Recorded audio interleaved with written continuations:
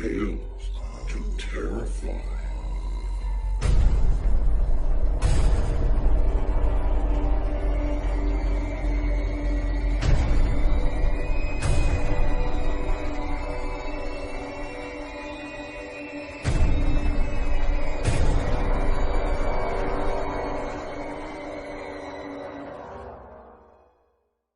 Good evening. Welcome to the Nook and show 13, oh my, of Tales to Terrify. Come in. We've got a full plate tonight, so doff your hat, settle in, grab something to drink. Oh, okay.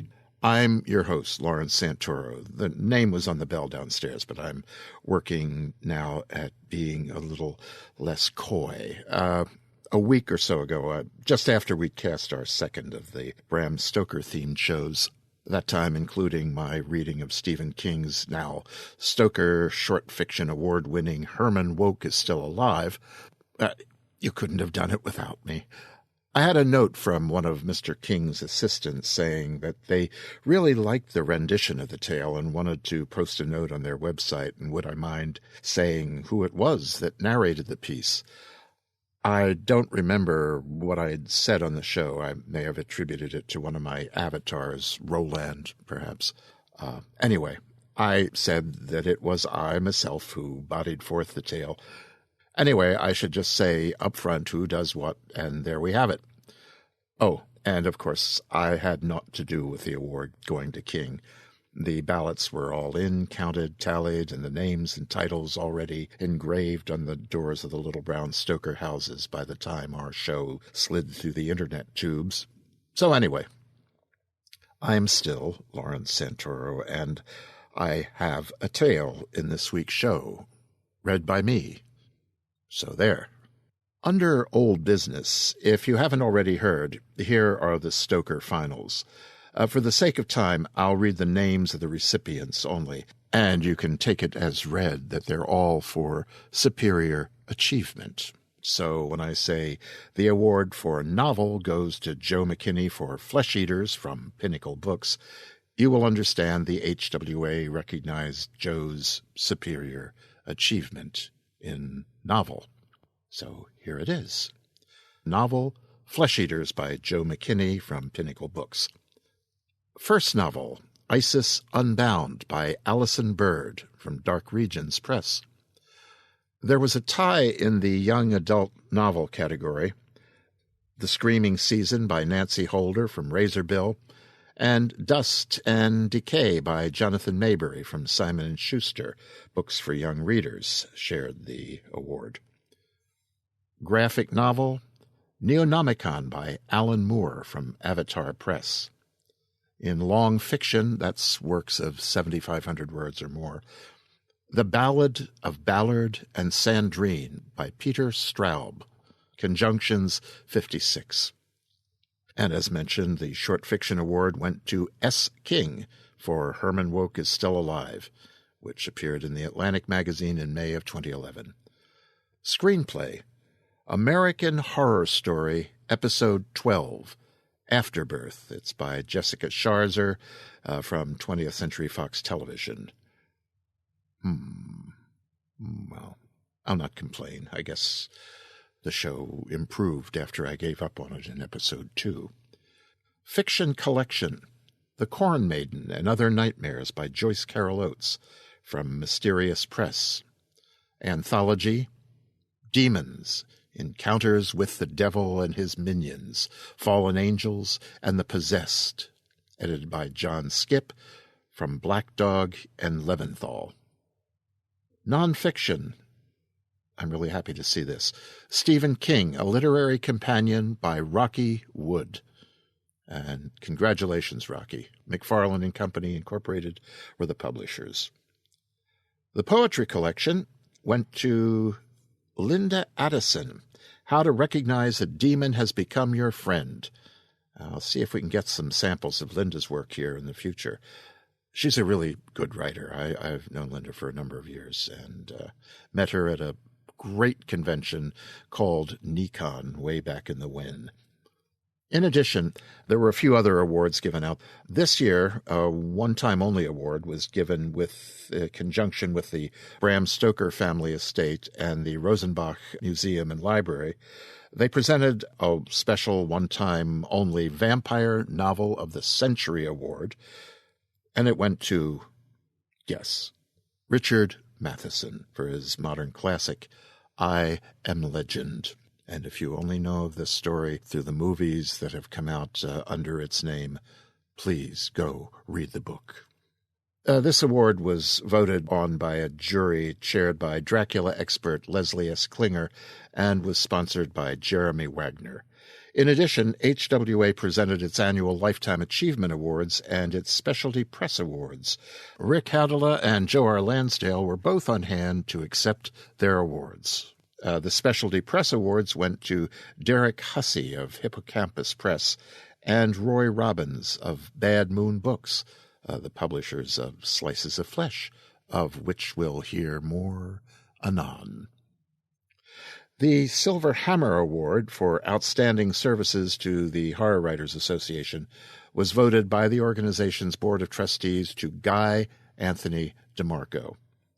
And the President's Richard Lehman Service Award was given to HWA co-founder Karen Lansdale.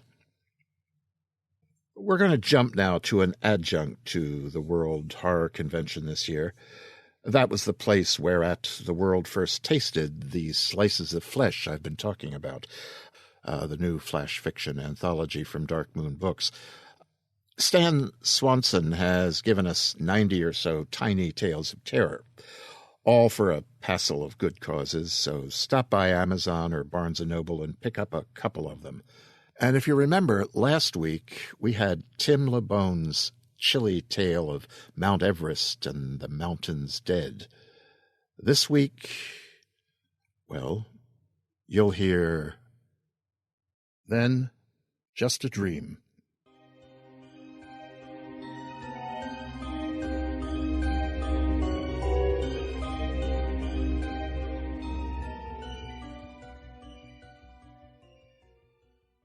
A kid walks, late afternoon, all alone. He walks along rail lines. He's walked for miles. For as long as he can remember the day, he's walked it. Trees push close to the tracks, one side, the other. A graveled drop-off leads to more trees. Pine covers the hillside, down to water, maybe a river, a lake, but something watery is off that side of the tracks and down there. He can smell it, the water, mud, fish, mosquito eggs, that kind of smell rises from that side. It's summer afternoon, late summer, not hot, but warm, nice. No place to go from here but home. The smells, the feel of the gravel way underfoot, the scent of creosote bubbled up from the ties. It smells, yes, smells like home, like near home. He walks easily, not thinking, not looking, then a soft click. A sound that would be metallic if it weren't smothered by leather and the softness of his foot. And he isn't walking. Now he looks. The boot his ankle is in is caught in a switch. Jesus Christ. Along some track, middle of nowhere, a guy's walking along alone, and thing just closes, thump, like that. It doesn't hurt. It didn't hurt. It simply holds him. Fact is, he couldn't tell if it closed on him or if he just stepped in it and got wedged there. Doesn't matter. Point is, he cannot get out. The line, this spur he's been walking, hasn't been used he looks, well, not for a long time. Grass, small trees, and brush grows between the ties up from the rails, and the rails, they're rusty, like nothing had rolled over them in months, years. So the guy, call him what he is, the kid, is not scared, not right away, not of being run down and shoved to furious pieces by a train. Only thing worries him now is how the hell is he going to get out? How's to get home, to eat? The more he twists his foot, the stucker he is. He laughs at that. The stucker. And the switch, that's not moving, not opening. It's holding him like a retriever holds a duck, soft, but that's one duck that is not getting away. Takes him most of the afternoon to realize that unless someone comes, unless the switch opens, he is part of that track for the duration. Now, the fact that this is most likely an abandoned spur of some out-of-use line is starting to scare the hell out of him. He could die there, a really dull, pointless death. By the time it starts being dark, he is halfway convinced this is a dream. He hopes it is. Anyway, one of those things that once you realize you're just in bed, safe and stupid, you're going to wake up, go down, get you a sandwich and a beer from the PX. He starts to believe the day, the place, the rails, the switch, his foot really are pieces of a dream. He imagines a rabbit. And doesn't a damn rabbit run right across the tracks in the moonlight? He imagines a howling wolf. Yep. And a pack beyond the trees to take up the cry. Them too. He looks into the now night sky. He just knows a meteor will flash and one tears a bright silent asshole right across the dipper. He plays with the night, adjusting it. Then he imagines a dinosaur nearby. Nearby, the woods start to creak, to crash, to thunder. Trees groan, then explode. 100 feet down the line, a shadow like the world lumbers from the woods, crosses the track as flesh-wrapped pile drivers might slide the gravel down into the darkness, the trees and exploding water below. The dream shakes as it passes. Wow, the guy says, thinking of what he'd brought into the world. This dream, the damn rail still shivered. With a shiver, without wanting to, he imagines a train, a metal and fire thing abroad on this abandoned, this unused spur line. Can't help that. In the distance, the dinosaur slides into the water and bubbles away forever. Into its place slides the sorrow of a steam whistle. In a few moments, pitifully few, the puff and chug of an engine rides the curve of rails. It's coming from ahead. The steel races toward him. The rails that hold him quiver. They breathe against his leg, tightening, loosening, but never giving up on him. He pictures the train. It's an old friend, the train. Black, a steam giant at full blaze, shadow and fire in the night. He sees the length of it. The cars run bright with people, eating, dozing, talking, planning, dreaming. 100 of them, at least 100 people, all with places to go, promises to keep, business, things they'll do and undo at the end of their line. And the boy, he is still stuck. He imagines the switch opening, releasing him. It does not. He comes quickly now to realize that in this dream, this world, you can't unmake the life you've made. You can't take back the dinosaur, can't re-zip the sky, unhop the bunny, unhowl the wolf. And the train is near. He thinks, maybe ahead there's a bridge. There is a bridge. Yes, he remembers bridge, and he dreams it out. Dreams the gorge and the bridge across it, a sliver of broken wood, down-bending steel, hanging empty space between the train and his own trapped self. Then he thinks maybe this dream is only the dream of someone on the train heading his way is dreaming this. Maybe he's on board, home from the war, now safe and waking, and the world is soft and too small. It's a compartment of a train. The train. It's night. His leg is asleep. The world is a window, a black mirror with only him and this little rushing room in it. Ahead, the engine whistle blows. They're going so fast that his compartment catches the shriek, devours it, spits it pastward. The whistle blows again. His body presses into the seat at his back. The train screams with stopping, trying to at least. The whistle rushes on, 80, 90 miles per hour. All the steel and flesh around him strain toward zero, working for stillness in a length of track too small to catch that much quiet. Oh, Christ, what the hell? The young man looks out the window. He wonders, is the bridge out? Ahead. Is there a bridge? A bridge or something else, something on the track. And without thinking, he knows there is. He knows for sure there is a bridge, but does not want to think about it. He knows for sure something else is there. The bridge and something. How high, how long, how deep, how rocky, how intact. And has he left the war, that place? Is this the dream? Could this be the dream? Could this be where he's not? Could this be something he should wake from or not wake from? What the hell would happen if this is still not home, not a ride? Then he wakes, and it was a dream. A goddamn...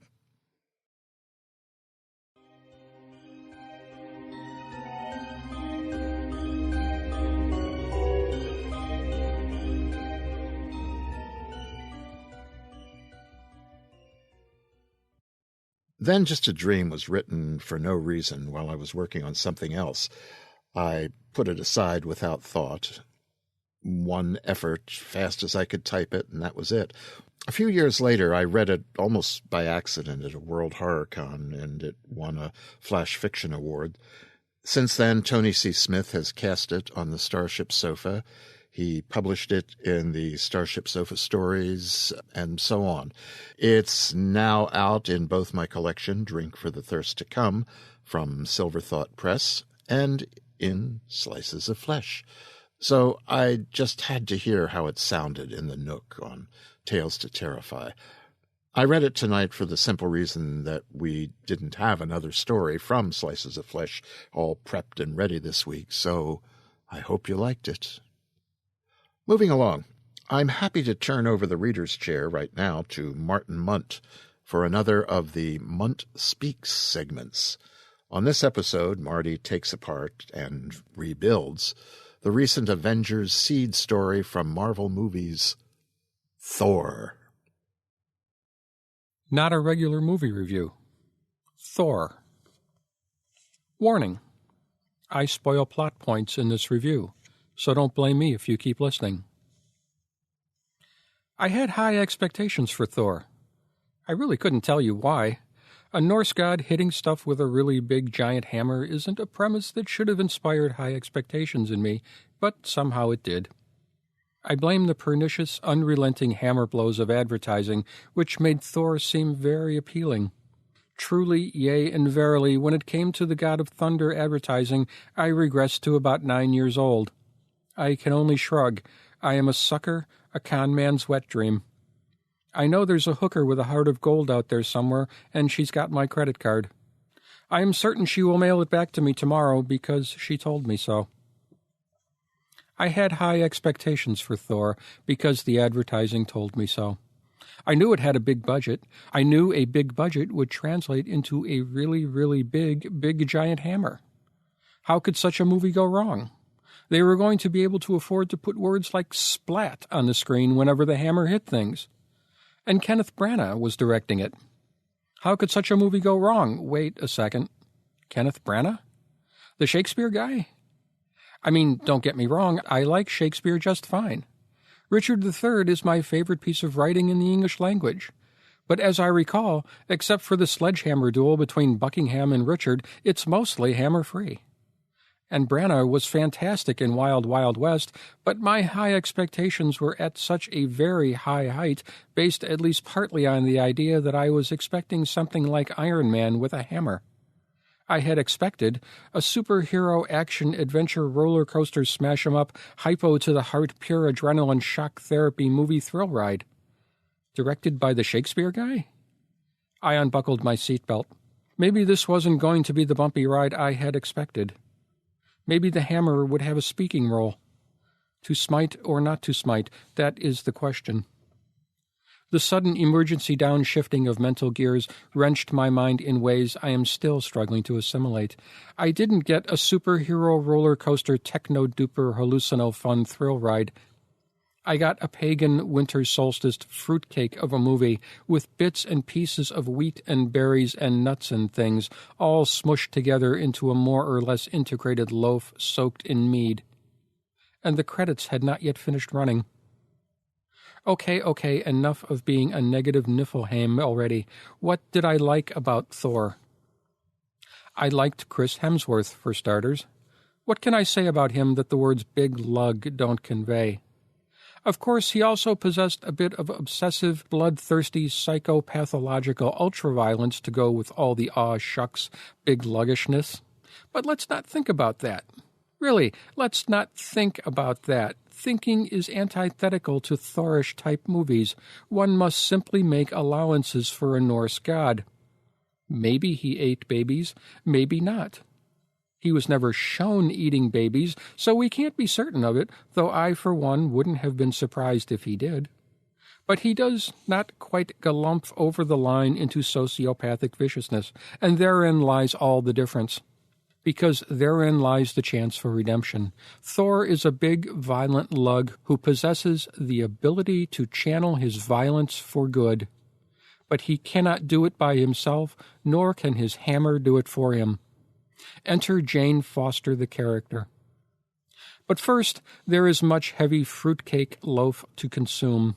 Plot happens, and Thor is eventually separated from his hammer, where he ends up on Earth to meet Natalie Portman, a.k.a. Jane Foster, the character.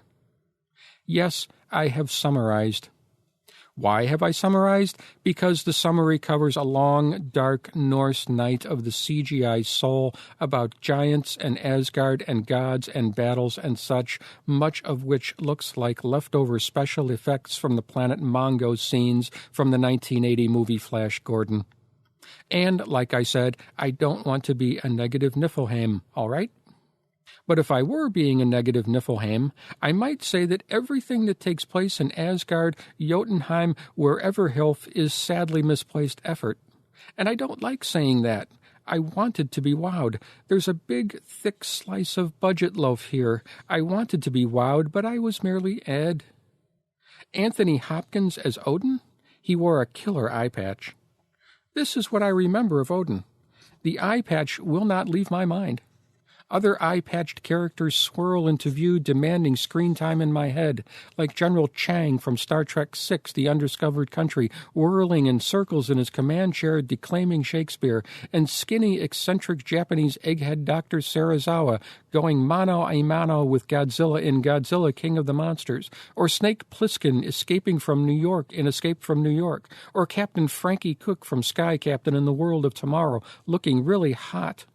But none can truly compete with Odin, hammer whisperer and narcoleptic. And I mean this literally. He literally whispers to his hammer, and he literally sleeps through part of his role. It started up with special effects, sure, but he's still sleeping. But maybe Mr. Hopkins is a method actor, and he actually fell asleep on the set. I can't say. I can say I've never seen anyone sleep with more regal bearing than Mr. Hopkins. Christopher Plummer could no doubt have mustered a slumber of much greater quiet majesty, and Patrick McGoohan of nobler condescending superiority, and Rowan Atkinson unquestionably of great comic comatose rigidity, and Sir Ian McKellen of somnolent benevolence. But in the end, Mr. Hopkins' sleeping conveyed rest, quiescence, and even hibernations to the limits of my ability to appreciate it. I cannot go on. If I go on, I shall excite myself with exasperation, and then I shall certainly fall asleep. And then there's Rene Russo. Oh my. What can I say about Miss Russo that the big giant slurping sound of a talent-sucking black hole glorping onto her considerable gifts and dragging them into an inescapable maw can't say better than me? I think the sound is this. Glorp. I like Miss Russo. I think she's a fine actress. Couldn't someone therefore have given her something to do if somebody went to the effort to get her into the movie in the first place? One assumes it's more difficult than pulling into the SAG building parking lot in a pickup and asking for day laborers. Maybe they could have asked her to knit in the background of a few scenes, or do cartwheels here and there, perhaps yo-yo tricks to Esquivel music. Something? Anything? Because, honestly, I think Mamie Van Doren could have handled this role if she'd have been led around the set with cue cards and had her gum confiscated before every take. Ah, well. Why Anthony Hopkins? Why Rene Russo? I asked myself that during the movie, after the movie, and while writing this. My answer? Glorp. But I was not going to be a negative Niflheim. I was, in fact, summarizing. I had mentioned how Thor had been banished to Earth, separated from his beloved hammer, and been made into a mortal, although a really, really buff mortal who made women drool and men want to draft him onto their fantasy football teams. Enter Natalie Portman, a.k.a. Jane Foster, the character. Actually, Jane had been in the movie from the beginning, but as far as I'm concerned, the actual interesting movie only started when actual interesting human bits started to happen, mostly between Thor and Jane. So at any rate, when Thor shows up, or more specifically, slams down. And to my eternal disappointment, when he fell from the sky and crashed into the earth, making his grand entrance, the filmmakers didn't plaster the word splat across the screen. I'm just saying is all. Maybe in the DVD extras. I can only hope. At any rate, he and Jane began to get to know each other. So, Jane learns about Thor, Thor learns about Jane, Thor goes off in search of his hammer, and then Thor fails to achieve the goal of reacquiring his hammer. Yes, that's right, Thor fails. Thor fails as a human on a human scale, not on a CGI scale on a CGI battlefield with a Mongo sky backdrop while chewing on the universal fruitcake loaf. Chris Hemsworth isn't wearing a helmet, he's not filmed from a helicopter from 600 yards away, flattening stuff with a big giant hammer. Hey, I think I just figured out why Kenneth Branagh is directing this movie. Because there's finally some actual people in it, and you can actually see their faces, emoting and stuff. So then there's some more plot loaf involved with the government and Agent Coulson and such, and then Thor and Jane end up back in town. Thor's a failure, Jane is sad, everything is grim. Have I mentioned the town? I never caught the name of the place, but it didn't look like anything more than a wide fishtail in the road somewhere in Nevada or New Mexico. So I'll call it Tucumsparkswell, New Mexico, just outside of Area 50. I'm sure this location is clarified in the comic books, but I last read a Thor comic in the 60s, so I'm a little behind on the backstory. It's the kind of town that looks like a place where graboids live. To me, these bits in Tucumsparkswell were the good bits, because Thor is forced to deal with humans as a human. I can sympathize with that, as I hope we all can. If only all the Asgardians, Odin, Frigga, Loki, and the rest, had been forced to deal with humans as humans, then the whole movie might have been interesting. So I kind of rewrote the movie in my head. Imagine if Odin had been a uranium prospector in the hills outside Tucumsparkswell, and Frigga owned the diner in town, and they were still married, but they didn't talk anymore because they'd grown apart, as gods will do when they're trapped in a backwater plane of existence like New Mexico. Did I say trapped? Well, yes, I did, because the portal to other worlds, or whatever it's called, I also didn't catch the name of that device, got damaged by a hydrogen bomb in the 50s, and now the gods are stuck here pretending to be humans, and Thor and Loki don't even know they're gods. Loki is an international billionaire who wants to buy up all the land around Tucumsparkswell for a private spaceport, which puts him at odds with his old man, the uranium prospector, who's really searching for the portal. And Thor is a professional quarterback, my nod to Flash Gordon, who gets injured and comes home to Tucumsparkswell to rehab. And then Agent Coulson finds the portal, which is blocked by the hammer. And so on and so on. It practically writes itself. Of course, I'm sure none of my crap is in the comic books, and so all the fans will hate it and want to kill me. And did I mention that the movie has so far grossed $448 million at last count, according to IMDb.com? So really, what do I know? Ah, well. But anyway, all that aside, even in my rewritten version, there can still be a really big giant CGI battle if that will make everyone happy. Because it turns out that Odin jammed the hammer in the portal and blew it up with the hydrogen bomb in order to stop the giants from coming through and wreaking havoc on Earth. So Coulson is mucking about with forces he doesn't understand, but now that Thor has learned humility from being injured, and love from Jane the character, he can take the hammer and stop the giants who come through the portal after Coulson mucks things up.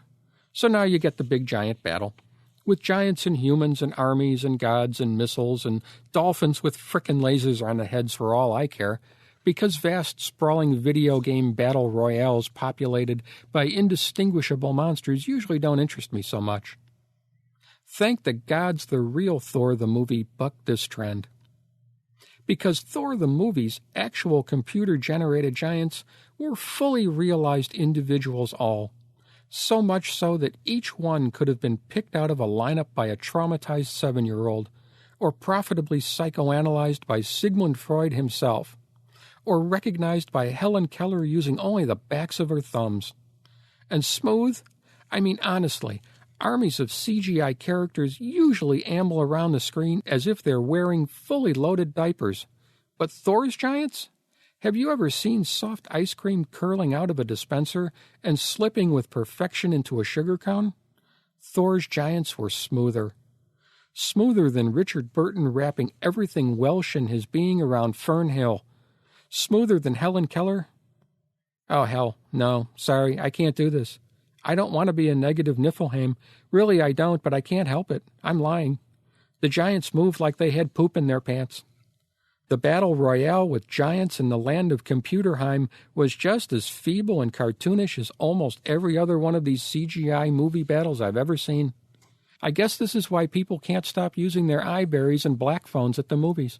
What's the difference? Oh well. On the positive side, the battle royale did end, which also ends my lengthy and pointless rewriting of the entire screenplay for the movie. You're welcome. In my defense, I will explain that I have this mental problem. When I get bored, I start making stuff up in my head in order to keep my brain alive. I can't help myself. I enjoy thinking. I know. I said previously that thinking is antithetical to the movies I go see. But like I also said, I have mental problems. This leads me to rewrite movies, books, TV shows, oftentimes while they're still running. Obviously, I had this mental problem with Thor. But I insist, I will not be a negative Niflheim. So meanwhile, back in Tucum Sparkswell, Thor has failed to reacquire his hammer because he is unworthy of it, because he is, essentially, a big giant doofus. Jane is sad because Thor has realized that he has lost his best friend, his hammer, because he is, in fact, a big giant doofus. Thor is sad. Jane is sad. Darcy, Jane's best friend, is sad. And quite frankly, when all the pretty people are sad, that makes all of us in the audience, who are not nearly so pretty as the people on screen, sad as well. After all, who likes to see the pretty people sad? Well, unless the pretty people are asswipes, like the people on the CW and the various Jersey cable shows, in which case schadenfreude applies. But Thor and Jane and Darcy aren't asswipes. They're big lugs and nice girls. So we're sad. And I credit the skilled hand of Kenneth Branagh, himself very pretty, as he demonstrates that Thor and Jane and Darcy are very, very pretty, but not so pretty as to be obnoxious asswipes who we should like to see shot in the face and genitals with nail guns. And of course, credit must also go to Chris Hemsworth, Natalie Portman, and Kat Dennings as well. Yay for them. And then the Destroyer shows up to kill Thor. Okay, now maybe the image of the Destroyer was taken directly out of the Icelandic sagas or someplace else equally frosty and chant-heavy, but to me he looked pretty much like a slightly modified version of Gort from The Day the Earth Stood Still. So, modified Gort goes crashing through Tucum Sparkswell, and Thor's god friends, whose names I never caught, so I'll call them the Asgardian Special Forces, show up and fight him. Except that they get their useless asses tossed around like so many rusted-out sobs. Enter Thor, minus hammer. Thor stands up to modified Gort with nothing but absolute selflessness. Yeah, that's right, you heard me. Your ass is mine, modified Gort.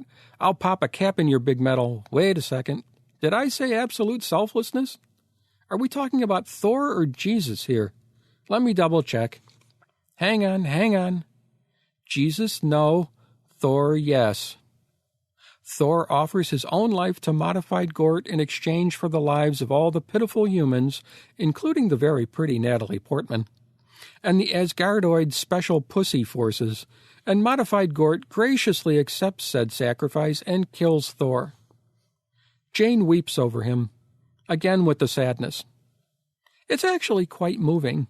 He's such a big lug, you pretty much forget about his psychopathological bloodlust, especially since he's really cut and quite good-looking. And Jane loves him. So, as I said, despite the fact that in a relatively sane, peaceful society, he's kind of a lunatic, it's still kind of moving that he's dying. Damn the insidious abilities of Shakespearean film directors to toy with our emotions. And so, yes, even his big giant hammer finally feels sorry for him. Now he's worthy, and so the hammer comes to him, shooting like a missile dosed with an entire case of Viagra to his aid. Remember I referenced Freud previously? Freud would have loved this scene. Oh, and it brings him back to life, too. And then Thor proceeds to flatten modified Gord in a jerk metal with gleeful abandon, just like everyone's been waiting to see. A real crowd pleaser. Or maybe a real groundling pleaser from Mr. Branna's point of view. I'm pretty sure the words splat and clang and zlork appeared on screen during the Gort kicking, but I just missed them. But whatever, yay for Thor, god of pounding stuff into jerk metal with a big giant hammer.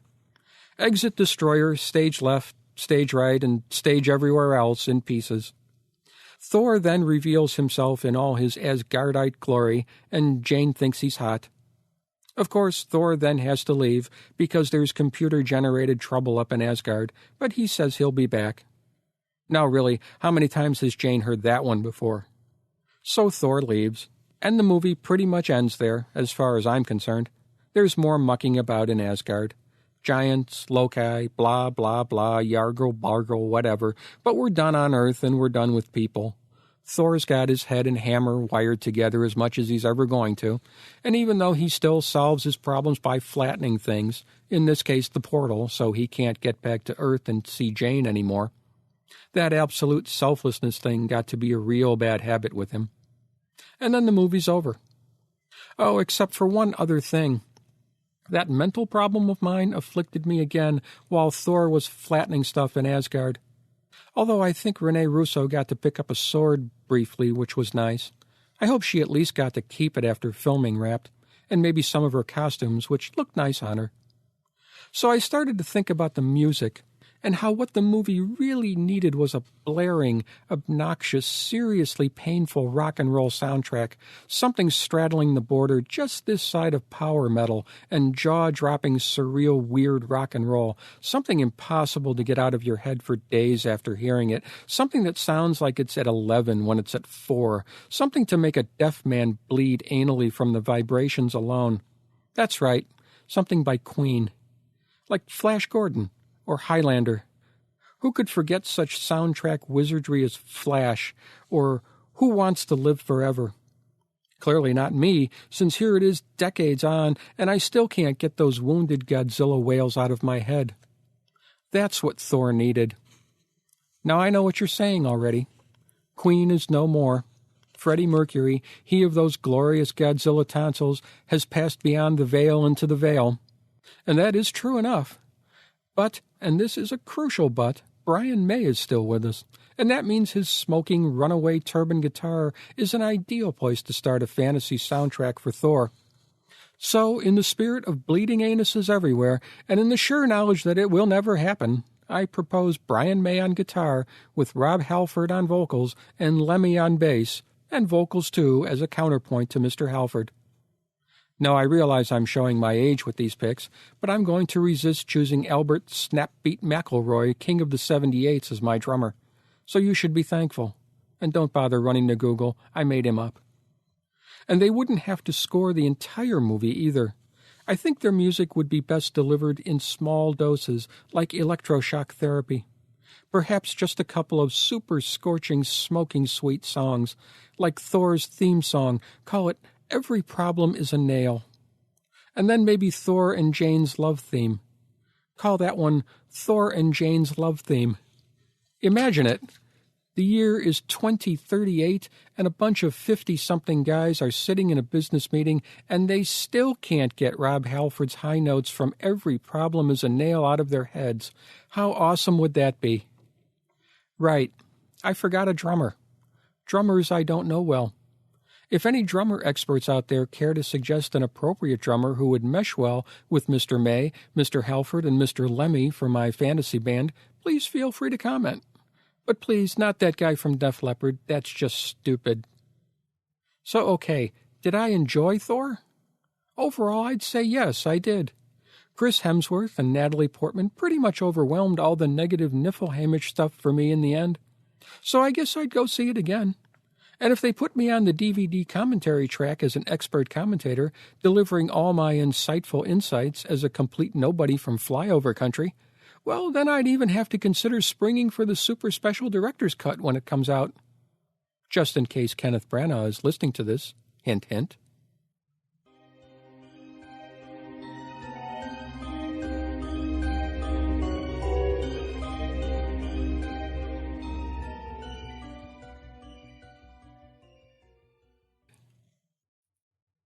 Thanks, Marty. I'll have the chair back now. Thank you. Next week, by the way, next Friday, in fact, it'll be early, so I'll be back in the Nook before midnight. Marty and I will share the reader's seat at the Stello Espresso Symposium series here in Chicago. We begin at 7:30 and end at 9:30. Between times, we'll be reading, talking, hawking our wares, and urging the world to love us.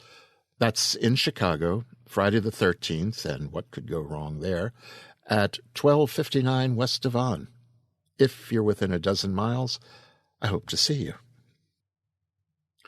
Poetry. Again, it's back. Haven't had any for a while. So here's another by Bruce Boston.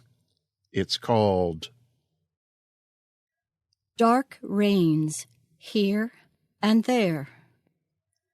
1. When she was a girl in Myanmar, the dark rains fell suddenly in great sheets of water and sound in the heated afternoons. Thunder would rattle the tin roof, and the kitchen would often flood. When the dark rains fell on Myanmar, she lived in poverty beneath the tyranny of a state beyond redemption. When the dark rains fell on Myanmar, the sky gave up its color. Shadows would disappear, for there would be one great shadow covering everything. 2. When she was a woman in San Francisco, the dark rains would fall slowly and steadily for days at a time, turning the pastel houses gray beneath an even grayer sky. When the dark rains fell on San Francisco, the tires of passing cars hissed endlessly on the wet pavements. When the dark rains fell on San Francisco, she lived with passion and belief and drug-fueled flights to worlds unfathomed. 3. When she was a wanderer in space, the dark rains fell many ways on many different worlds. When the dark rains fell in the labyrinth of canyons that laced the southern hemisphere of Epsilon Eridani 9, they danced this way and that in constantly shifting whirlpools of wind. When the dark rains fell in the light gravity of Fomalhaut's only habitable moon, it was in large, limpid drops clinging to the cilia and limbs of overarching trees. When the dark rains fell on many different worlds, here and there, she learned to live with love bright as a rocket's flare and loss deep as a singularity. 4. When she was a señora in the high Mexico desert in the steady days of her peace and resolution, she would stand at the screen door just before dusk. She would listen to the insects ticking against the dusty metal crosshatch and watch the light from a low red sun encroaching on the deep shade of the porch. When the sky remained cloudless on the high desert, when life seemed dry and spare as the land around her, she found herself watching for one more dark rain she could walk in.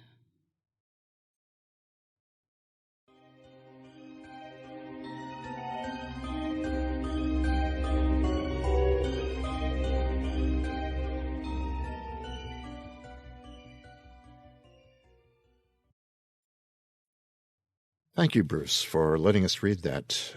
Dark Rains Here and There is from Bruce's collection Dark Matters from Bad Moon Books in 2010.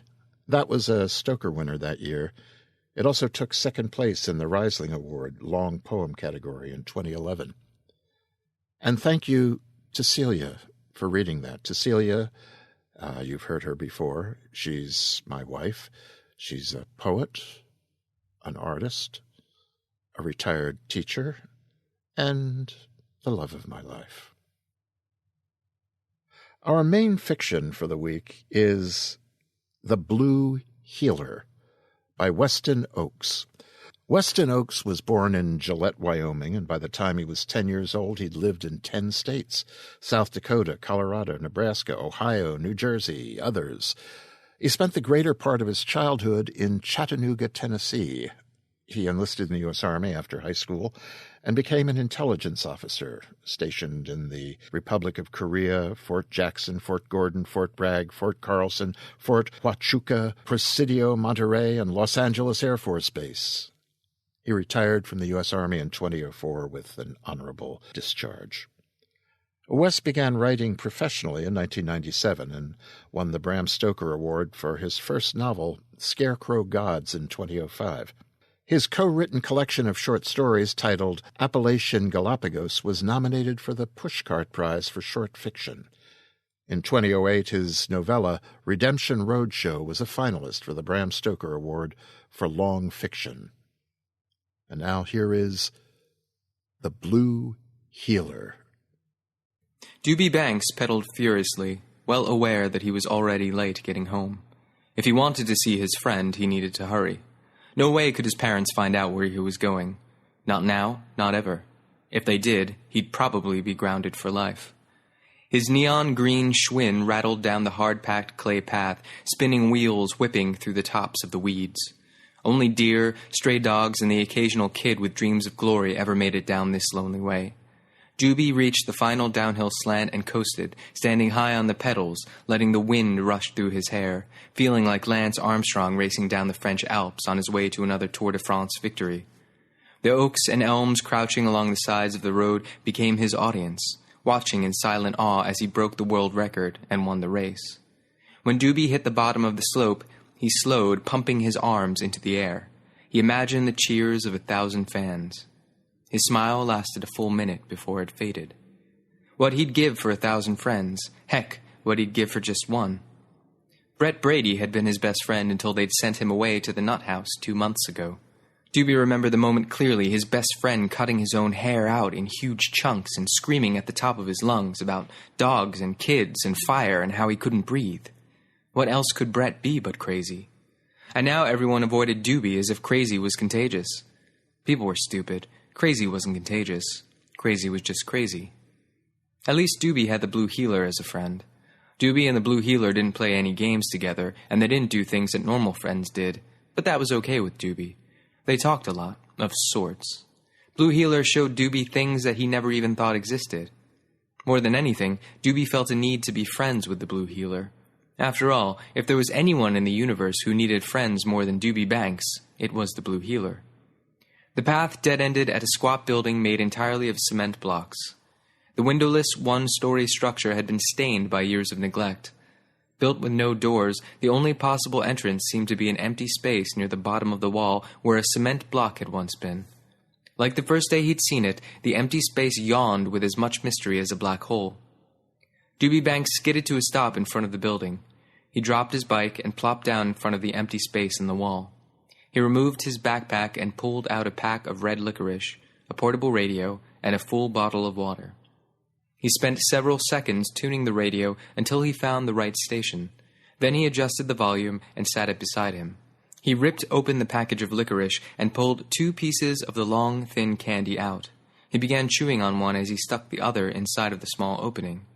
Within seconds, it disappeared. Doobie grinned as he opened the water bottle and took a deep draught. When he'd finished, he passed the bottle through. This time, a whitish-blue hand grabbed it before Doobie had pushed it all the way into the darkness. "I bet you're thirsty," said Doobie. "There hasn't been much rain lately. My dad says it's because of all the pollution. He says that by the time I'm in college, we'll all have to wear gas masks." The hand appeared again. This time it was empty, palm up. Doobie didn't miss a beat as he pressed a piece of licorice into it. The hand disappeared back into the hole, and Doobie began telling the occupant of the concrete cube about his day at school, especially when Mrs. Wheaton caught Johnny Beamer and Eddie Gowan putting superglue on Missy Puckett's chair. It wasn't until the package was empty that he stopped talking. "Enough about me. What about you? How was your day?" asked Doobie, placing his hand in the opening. The hand appeared and grasped Doobie's in a soft embrace. Doobie closed his eyes and allowed the images to flow. After a few minutes, he opened his eyes and exclaimed, "That's where it is." 10 minutes later, Doobie swung down Beatrice Boulevard, sweat and worry twisting away in the wind. Jumping the bike over the curb, he took a shortcut through the yard, barely missing his mother's rose bushes. He spied her through the dining room window, sitting down at the table with his dad. For a single moment, their gazes met, and Doobie knew he was in trouble. Skidding to a stop by his dad's pickup, he let the bike flop and winged his book bag over his shoulder as he leapt clear, all in one smooth move. Breathlessly, he burst into the dining room and took his chair. He grabbed a serving bowl filled with peas and began to spoon them on his plate before his mother could say a word. The next morning during breakfast, he remembered what the blue healer had told him. He finished his cereal and placed the bowl in the sink. His mother leaned against the counter drinking a cup of coffee. Doobie glanced at her, then looked away. What if she didn't believe him? What if she found out about the blue healer? No way would she allow him to keep visiting, and if he couldn't go, then how would the poor man get fed? Out with it, young man. His mother had her patented arched eyebrows, devious smile, you aren't going to fool me look. I've been thinking, Doobie began. That's a start, she said. Really, Mom, I've been thinking about your wedding ring. Her smile disappeared as she gazed at the sink. Thinking about it won't bring it back, Doobie, she sighed. Trust me, I've tried. Maybe, but let me ask you this. What if the plumber actually found the ring and didn't tell you? What if he took it to a pawn shop and got money for it? His mother stared at him for a moment. You thought all of that yourself? Sure, he said. Which pawn shop would it be in, do you think? Probably the one in Henryville. Trading it here in Providence would be too close to home. His mother's lips tightened the way they did right before she yelled at him. Doobie braced himself. But instead of yelling, she took a sip of her coffee. Doobie noticed her hand shaking slightly. What do you think? He asked. I think you're going to be late for school, she said evenly. Doobie noticed the clock. If he didn't hurry, he was going to be late. Grabbing his books, he hugged his mom and leapt out the door and onto the porch. His bike lay where he'd dropped it the night before. Soon he was speeding down the street, channeling Lance Armstrong as best he could. The day went quickly. Besides Vin Montgomery puking in the hallway and Monray Simpson getting caught cheating in algebra, the day was like any other. As soon as the final bell rang, releasing everyone for the weekend, Doobie was out the door and on his bike, pedaling madly for the Quick Mart, and then onto the Blue Heelers.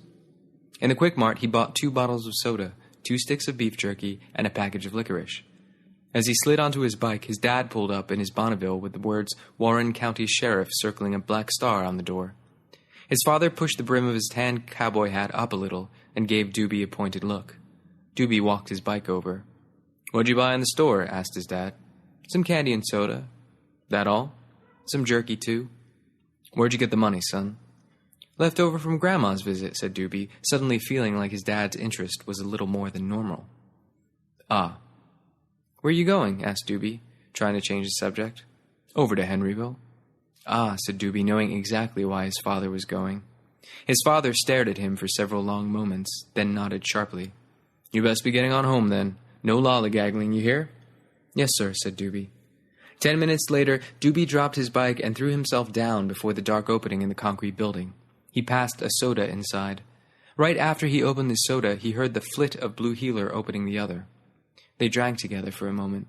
Then, as they shared the licorice, Doobie described the events of the day, especially how Monray had tried to run away after she got caught cheating.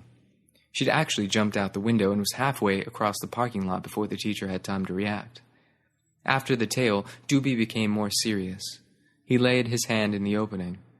Why is it that you won't tell me why you're in here? You know I'm your best friend, right? The Blue Heeler's hand appeared and Doobie grasped it. His mind filled with images of 50 Blue Heeler dogs chasing, cavorting, and dancing among the weeds, their lips peeled back in pure joy. Doobie recognized the emotion as the same joy he felt when he rode his bike. Rabbits and fowl and butterflies fled in panic. The dogs ignored them, their attention only on the impossibly angled turn. Doobie jerked his hand away.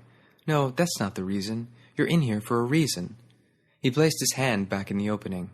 The Blue Heeler touched him, the contact immediately filling his mind with the image of a Blue Heeler licking him on the face, eyes hopeful and pleading.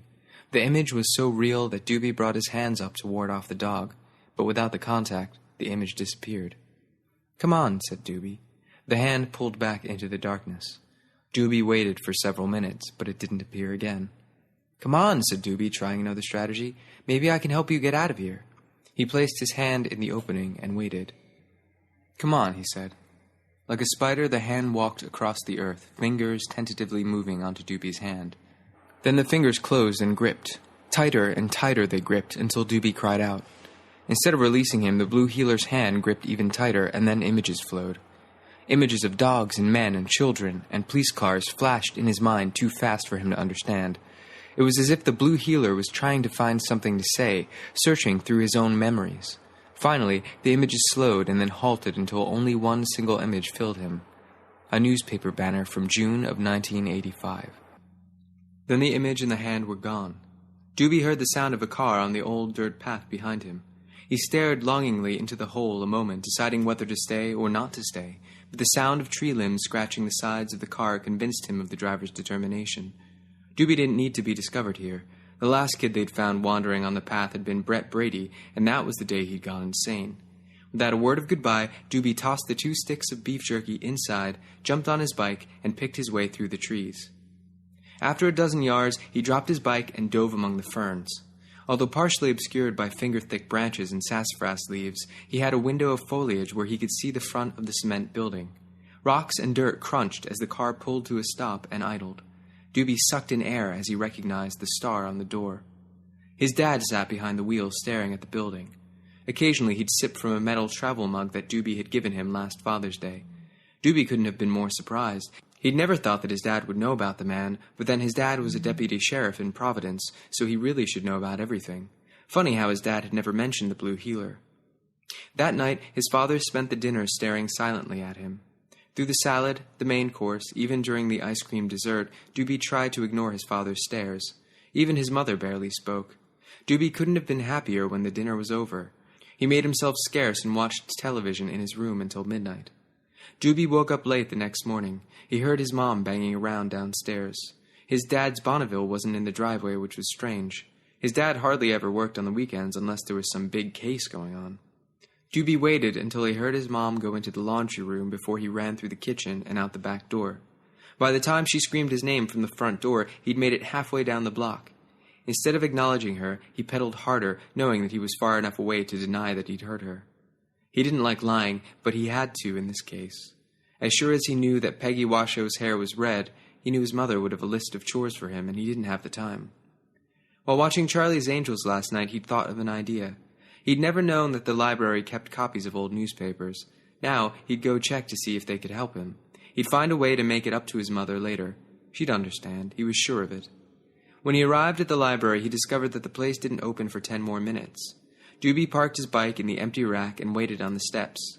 In his haste to get by his mother, he'd forgotten to eat breakfast. Now his stomach protested. Then he thought of the blue healer and toughened up. As far as Doobie knew, the man only ate what Doobie brought him. The back of his neck tickled as he remembered a movie he'd once seen where an imprisoned man ate spiders and beetles and the occasional rodent. Doobie shuddered and promised himself that he'd bring the blue healer something more substantial to eat the next time they met. Brett Brady, back before he went crazy and was still his best friend, was the one who'd introduced Doobie to the blue healer. Brett had always brought food when he visited the man, so Doobie had continued the tradition. Doobie remembered how scared he'd been when he'd first seen the building and been told of its lone occupant. After all, what would a person have to do that was bad enough to have a prison built around them? But Brett had dispelled his fears with implacable logic. They arrest all sorts of innocent people. My dad talks about it all of the time. He says it's a conspiracy to get rid of people the government don't like, Brett said. My dad wouldn't arrest anyone unless they were guilty, said Doobie. Sure he would, argued Brett. Remember the law, innocent till proved guilty? Everyone's innocent, then the lawyers show up and make them guilty. Doobie remembered how he'd stared at his friend, recognizing that parts of the argument were patently wrong. Before he'd been able to argue, Brent had continued. That don't matter anyway. There are plenty of reasons that old Blue could be locked up in there, Brett said, pointing at the building. I've talked to him, though, and he wouldn't harm a soul. You talked to him? Of course, said Brett. Kind of, he added. I mean, old Blue don't speak like you and me. What do you mean? Magic, said Brett, grinning. Just stick your hand in there and you'll see what I mean.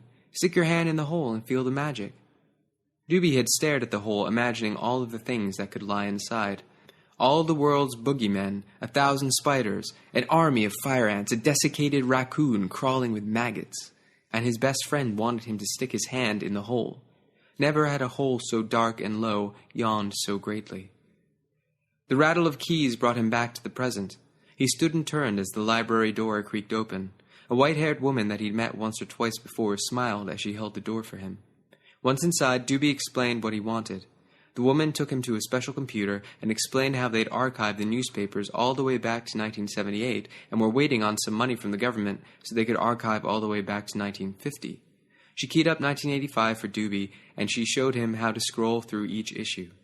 Confident that he understood the operations, she returned to her desk near the front door. Doobie found June. He didn't know what he was looking for, but figured that it would jump out. At least he hoped so, because for such a small town there was an awful lot of news.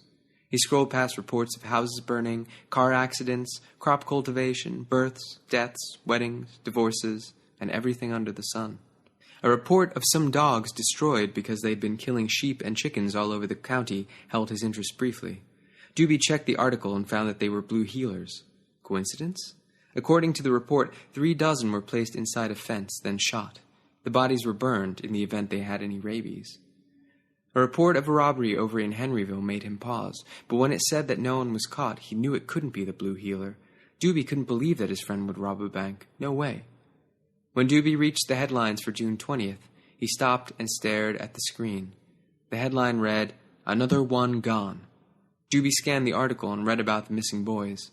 Since October of the previous year, 6 boys had disappeared from Providence. Other than the boys all being 10 years old, the police were dumbfounded and had no leads. The bodies of the other 5 boys had turned up along the county roads naked, dead, and wearing a dog collar. Doobie felt slightly queasy. Is that what the blue heeler did? Is that why he was locked up in the private prison? Doobie stared at the word dog collar and thought of the blue heelers dancing in the meadow. It just couldn't be. He forced himself to read further, wondering why such a huge event had gone unmentioned. With all of the rumors, something like this would have been perfect fodder for the gossipers. Parents would have loved to use the threat of who the newspaper called the kennel master as a boogeyman to keep the kids in line. So why hadn't they? What would keep an entire town quiet about such an awful event? Doobie read on. The newspaper reported nothing but speculation and worry until June 25th. A mailman delivering mail along Route 16 found the boy, naked, dead, and wearing a dog collar. The investigation was at a standstill. Doobie stared at the word dog collar again. His hands went to his own neck. He couldn't help but wonder about the blue heeler. On June 27th, they arrested Milner Mines, age 54, for the murders of 6 young boys. The sheriff admitted that Mr. Mines had been a suspect and that his answers during questioning were unsatisfactory. A picture of a small man dressed in dungarees being led into the county courthouse in handcuffs filled the front page. Doobie read through the associated reports. He let the kids play with the dogs all of the time. I thought it was wrong for a man his age to like kids. I knew it was him all along. They should have known him right from the start. It seemed like everyone had an opinion. Then Doobie saw a familiar name. The Banks family will be holding a memorial at their home on Beatrice Boulevard. The Banks family? Beatrice Boulevard? Doobie felt dizzy as he read the words. Freddie Banks, only son of Martin and Susan Banks. Those were his parents' names. That was the street he lived on. Who was Freddie? The words swam before his eyes. Who was Freddie? Freddie Banks, only son of Martin and Susan Banks. Only son of Martin and Susan Banks. Only son. Doobie staggered to his feet. He reached out for balance and knocked over a magazine display. The librarian stood, but Doobie was already past her.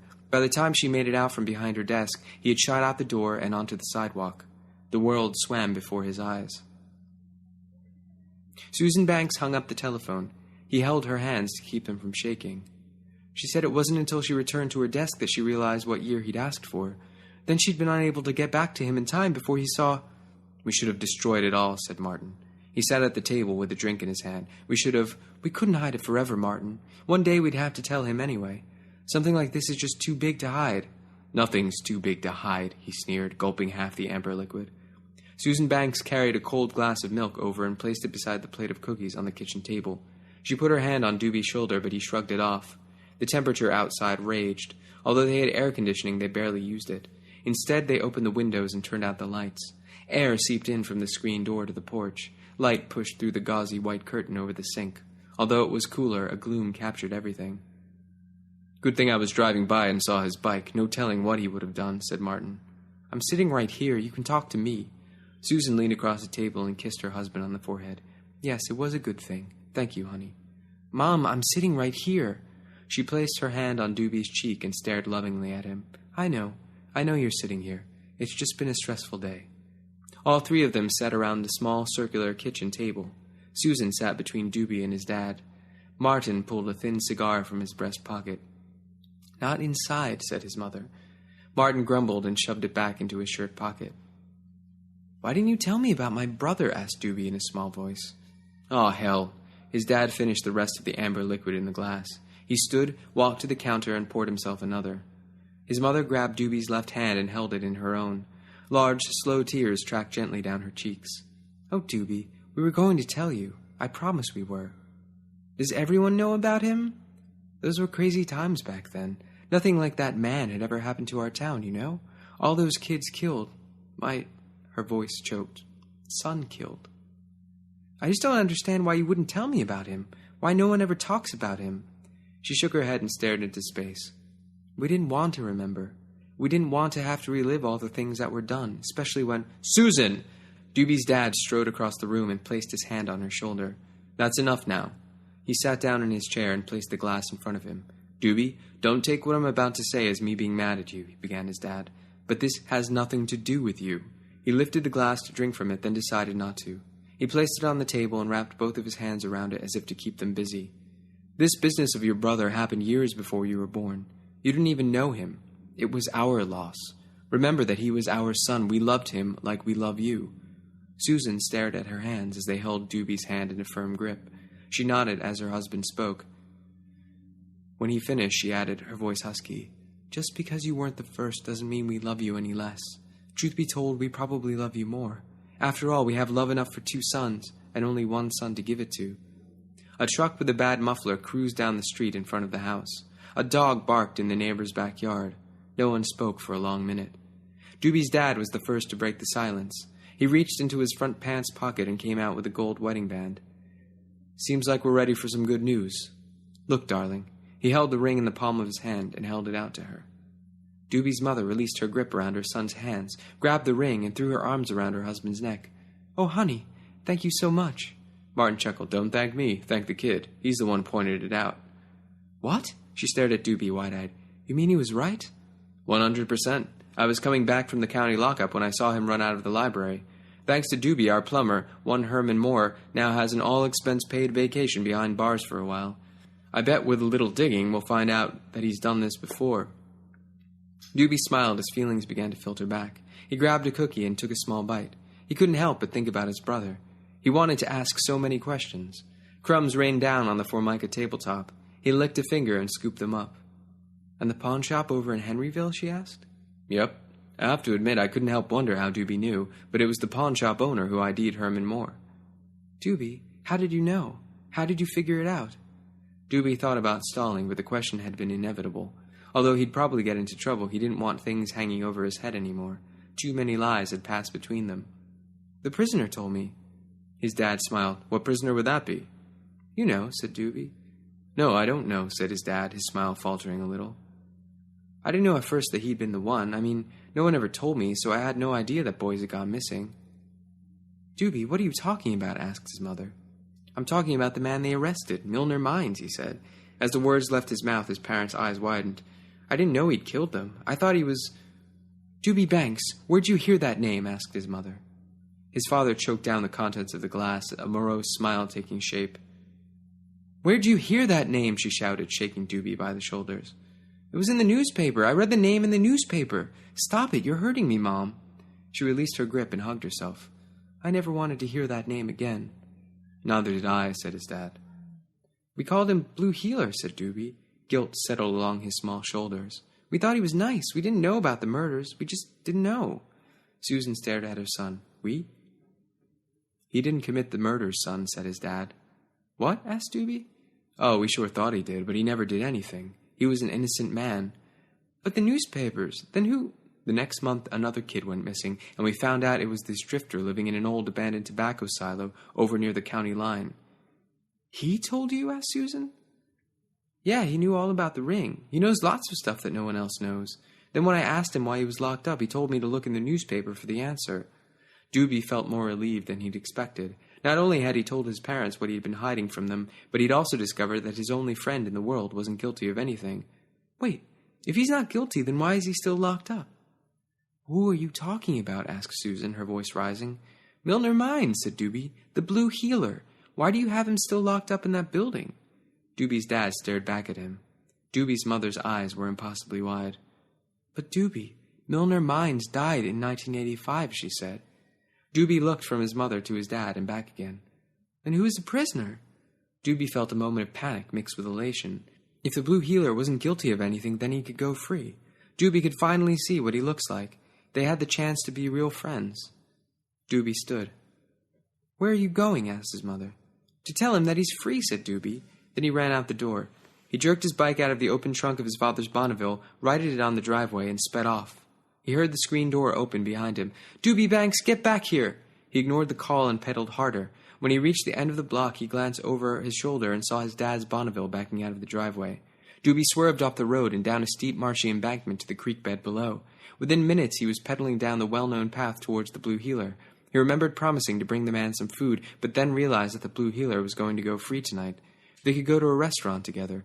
Maybe his mother would fix them some pork chops and macaroni and cheese. Doobie skidded to a stop. He heard a vehicle turn onto the road from the highway far up the lane, followed by the sounds of branches scraping metal. "Blue Healer! Hey!" shouted Doobie breathlessly. "Hey, Blue! You can go free!" His dad started honking the horn. Doobie placed his hand in the opening. "Come on, talk to me!" A blue hand slowly appeared. Doobie reached out and grasped it. Images immediately flooded his mind. Blue Healers running through a meadow. Blue Healers penned into a stable ringed by chicken wire. Laughter as drunken men shot each Blue Healer. A gasoline can was emptied on the still twitching corpses of Blue Healers. The smell of burning Blue Healers. His dad's car was almost upon them. The honking sounded like a long, ugly peal.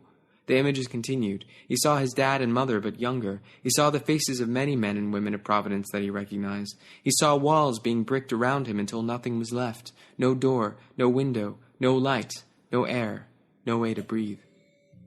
The Bonneville hit this clearing too fast.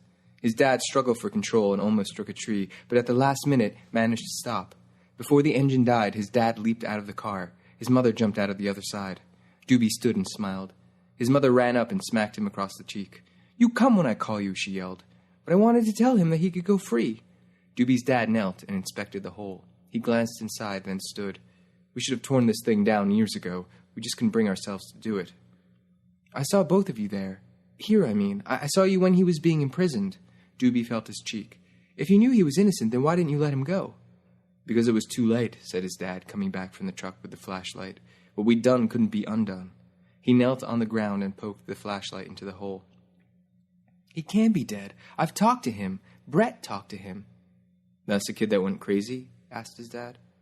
"Yeah, but I'm not crazy. How did I know where your ring was, Mom? How did I know to look in the newspaper for that exact year? I was talking to him when you arrived." Doobie's dad stood and held out the flashlight. "Here," he said, "take a look for yourself." Doobie's mother put a hand on his shoulder and held him fast. "Susan, he needs to see for himself," countered his dad. Doobie stared into his parents' eyes, unable to understand what was happening. His logic was impervious, so why were they acting this way? She released her grip. Doobie took the flashlight and knelt to the same opening he'd knelt at for the past several months. He stared intently as the light plumbed the darkness. Near the opening he spied empty wrappers. Licorice, gum, potato chips, and other sorts of snack food wrappers lay open and empty. Soda cans lay empty and scattered. "Blue Healer? Where are you? Come into the light so I can see you." He scanned the whole room and didn't see anyone. He shone the light on the ceiling and on the walls. From his vantage point, he couldn't see into the near right-hand corner.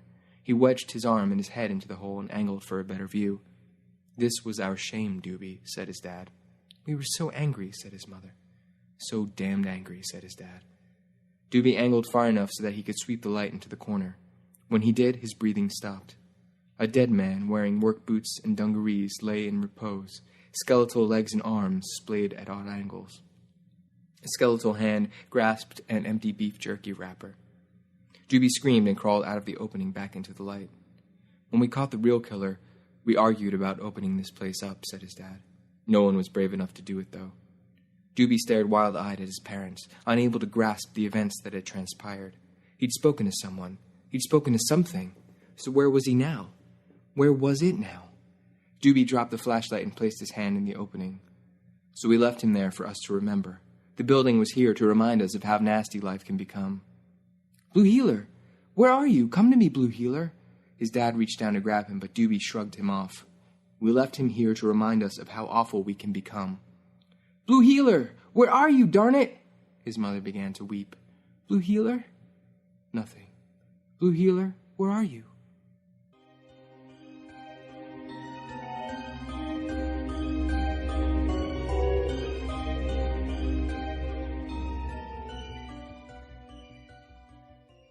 Wes and I have read together on a few occasions, one memorable Mardi Gras show at Twilight Tales here in Chicago.